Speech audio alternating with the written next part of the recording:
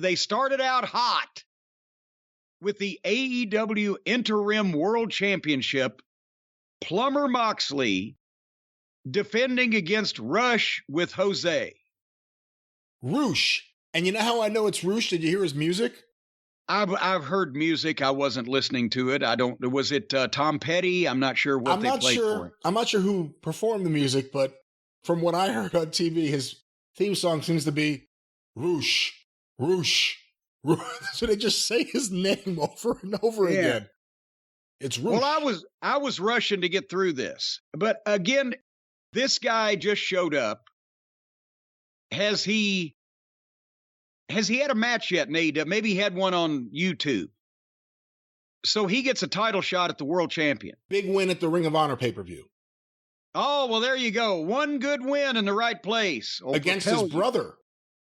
I don't even want to get started. So this was a situation where apparently Plumber Moxley's the babyface because even though he likes to drink blood and break bones and snap ligaments, the other guy had the manager. So Rush does the jump start from behind and they go to the floor. And I will say that Rush was aggressive and he looks in good shape and he was all over Moxley. And they get back in the ring and then they go back to the floor and Moxley is now bleeding. It took like 3 minutes. And they were on the floor forever. Every match now with him. Well, yeah. But now you just have to, it's like, how long is it going to be before Jane Cargill says the word shit? How long is it going to be before Moxley starts bleeding? And after they were on the floor forever, he threw Moxley back in, and Moxley retaliated for this beating by running, hitting the ropes, and diving back out on top of Rush. And then Mox beat Rush up on the floor and just buried poor Paul Turner, the referee. And then they get back in the ring and he beats Rush up in the ring. And then they trade chops. And then the heel takes back over. And all momentum was lost. And everybody just come to a halt. That's every Moxley match. They do the trading chops and then that happens. And also there's no format to the match with him. It's just somebody's going to beat him up, then he's going to beat somebody else, and they go back and forth. There's no set of heat and comeback or false finishes or hope spots, it's just back and forth. And then they go back out to the floor, and Rush chokes the plumber with the camera cable while the referee is trying to count him out, which they're not listening to anyway. So then after the cable choking, they went to a break. So they're only 10 minutes into the show. The momentum, the advantage in the match has changed back and forth for no apparent reason. Even though Rush is the heel because he's got the manager, they're both either cheating or not cheating at the same level. And Moxley's already bleeding, and they've already gone back and forth and done all the shit on the floor. And now they go to the break, which means we're going to have to watch more of this on the other side. So we come back right as Moxley hits kind of a sloppy superplex, and then they both just lay there. There's no cover. He's not attempting to win. Then they get up and they trade forever again. And then when they've just beat each other to shit, then they started running wrestling spots at 100 miles an hour. And again, I'm thinking, am I watching this match backwards? By the way, the heel does the wrestling moves better than the babyface. So somehow, in all of this, Rush was going to try a superplex, but Mox countered by biting his face, and he took a bump into the ring. Jose threw the tablet or the laptop or whatever in the ring and distracted the referee while Moxley is climbing the top or is on the top rope going to come off. But Moxley has to wait for Andre Olio to come out to push him off the top turnbuckle. So Moxley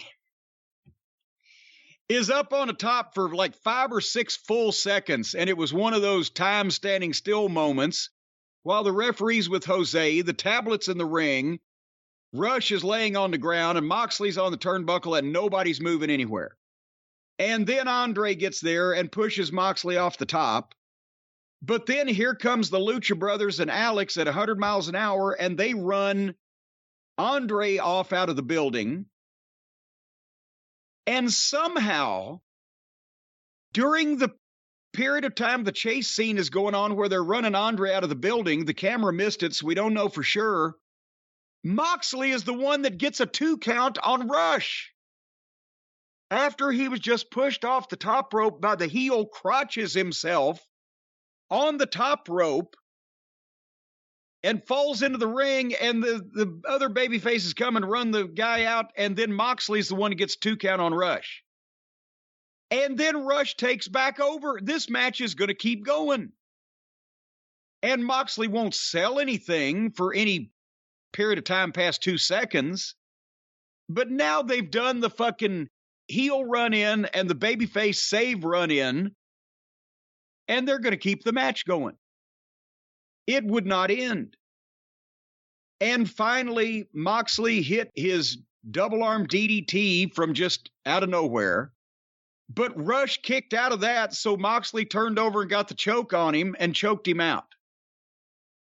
So they can make even a finish like that as flat as possible. Either win with your goddamn finish, or don't fucking hit it and let the guy kick out of it and then just grab something else and win with that.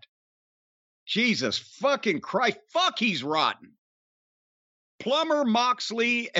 I trended for saying this, and a lot of people happen to agree with it, come to find out. He's the worst pushed wrestler in the world. And it's all the same.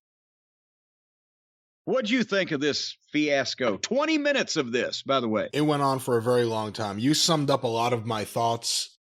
The one thing I wanted to point out again, because I always do, is just in the middle of the spot, the middle of the match, there's no reason to do the trading chops or trading blows or trading forearms or any of that shit. In the middle of the match, it happens like multiple times a show now.